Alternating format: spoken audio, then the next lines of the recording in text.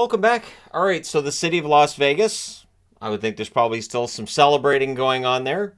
Some of it might be related to the Stanley Cup, some might just be Vegas. But the Vegas Golden Knights have been interesting right out of the gate. When they made their expansion picks, everybody said this team looks awful, this team is terrible, they're not going to win anything, and then they won a bunch of games and people said, well, that's not fair, they had a great team. But you didn't think so beforehand. So we have a team now that's won the Stanley Cup, and they're trying to defend. And looking at this team right now, there does seem to be something missing. So the exits, Riley Smith is a big one. Riley Smith, losing him it's a big void in their lineup right now, right? So will they try to add another winger? I'm thinking maybe, although Dorofeyev may jump into that spot.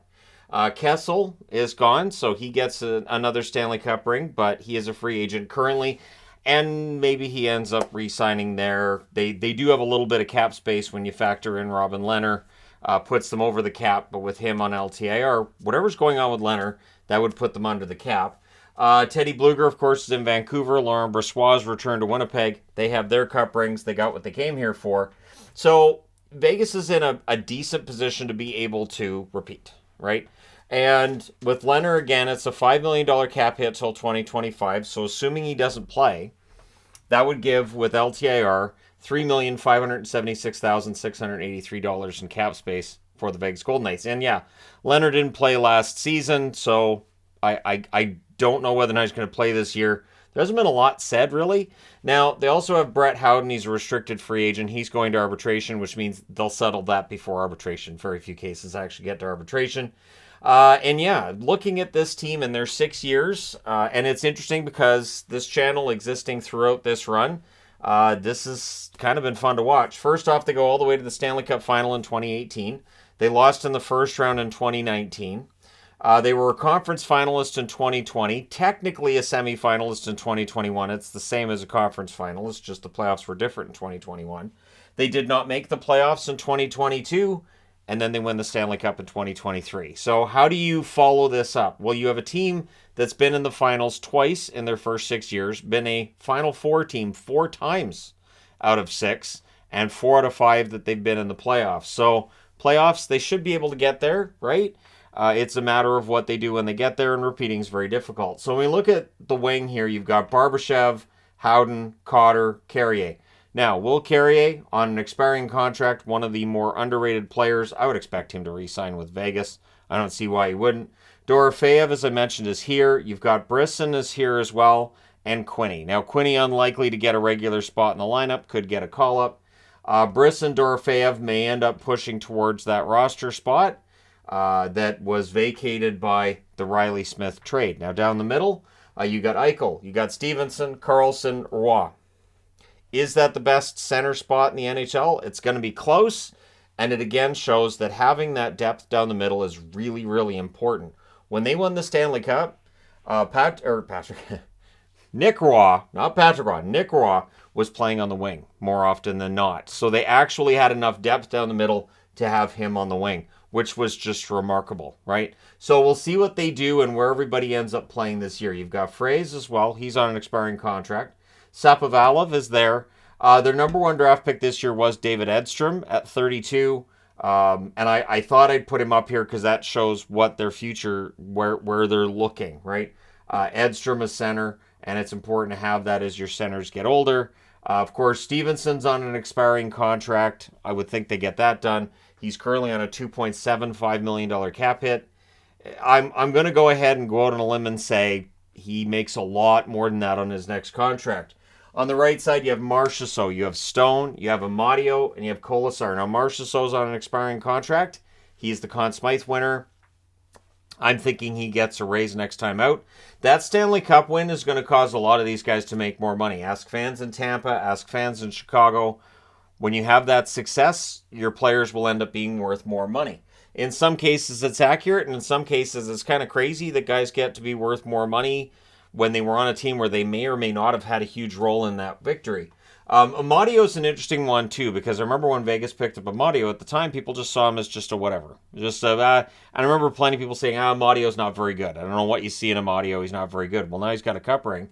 Colasar, we know what Colasar brings. Good fourth liner there. Ron Bjerg fills in. Rempel is there. He's on an expiring contract. He's basically Henderson bound, right? So you've got to have those players in the minors. And Henderson had a miserable year. So while Vegas had the Stanley Cup win, hopefully Henderson has a bit of a better year with their Silver Knights this coming season. And then we get to the blue line. Things on the blue line. This should be a fun one to watch because Martinez is on an expiring contract. So does he have like a great year knowing that his contract's coming to an end? Pietrangelo, of course, who was signed out of St. Louis. You've got McNabb, you've got Theodore, two of the originals with this team, right? Haig and Whitecloud are two of the better young defensemen on this team. Hutton has his name on a Stanley Cup. Hutton's on an expiring contract as well. And I've been a Ben Hutton fan for a long time. Glad he got his name on a Stanley Cup. Good for him. Dyson Mayo is there, out of Arizona, of course. Last time he played in the NHL was with the Coyotes. I don't think he got into a game with Vegas. But I like him as a depth defenseman. You've got Korzak, you've got Chayka, you've got Miramanov, you've got Pashal. And so, yeah, we'll see how things turn out. But the blue line is solid, really. There's not much to pick here. Again, other than looking at what projects to be their left side and saying, they could probably use another scorer here, which is, where Riley Smith would be if not for the trade. But if they hadn't traded him, they wouldn't have any cap space to keep Barbashev. So that was the trick, right? They really don't have any major needs. I don't see that they do. Maybe if they can entice Tarasenko on a 1-year deal for a team-friendly contract. He's a right side player, but maybe move somebody to the left. Just that kind of thing. Just throwing that out there is one way you could potentially get around it. Now the goaltending, Aiden Hill, $4.9 million cap hit. Hey, he won a Stanley Cup. You can't lowball the guy that just won the Stanley Cup and played a big role in it. Logan Thompson should be good to go for this coming season. Patera has been in their system for a bit now. And the question mark, and I've got it here in brown ink, Leonard. What is going to happen there? And so what do the Vegas Golden Knights do? Do you just keep them on your books till 2025? And if Leonard came out and said, well, I think I'll be good to go. I think I'll be ready to play. Do they trade him? And I would think they would probably look to trade him. And I say that because Logan Thompson showed how good he could be this past season. Aiden Hill won them a Stanley Cup. I can't see them transitioning back to Leonard. So I'm just throwing that out there as one thing to discuss about the Vegas Golden Knights. Now, 3 of their first 4 games this season are going to be at home. That is good. They get to put up that banner on opening night. They get to celebrate that Stanley Cup win, and they should have some good energy in those home games to start the season. But also, interestingly, their October schedule, 6 of 10 in October against teams that missed the playoffs. And so their schedule is not that difficult in October. We talk about the Stanley Cup hangover. It's the thing. It is difficult to get up for games in October. After the intensity of those games in the Stanley Cup final, it is tough to deal with the more sloppy early regular season games that are well over 6 months away from when games are going to be really important to the defending Stanley Cup champions. But the fact that it's a bit of a softer schedule should benefit them. And if they get off to a good start, if they win 7 of their first 10, we might be looking at a team that repeats as division champion, maybe ends up being the number 1 team in the West yet again. And then we go from there. They were the number 1 seed out of the West. So while there's all the discussion about the President's Trophy, and I get it, the number 1 seed in the West ended up winning the Stanley Cup. And this was a year where all year the narrative was, well, whoever comes out of the East is going to win the Cup because the West sucks. And then the West wins the Stanley Cup. So we'll see how it goes. And I know people will say, well, the best teams in the East were knocked out by the team that then got knocked out by Vegas in the final. So can they do it again? I think they can. I do think the internet would melt down if they won back-to-backs.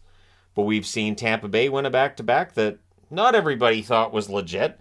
We saw Pittsburgh win back-to-backs that not everybody thought was legit.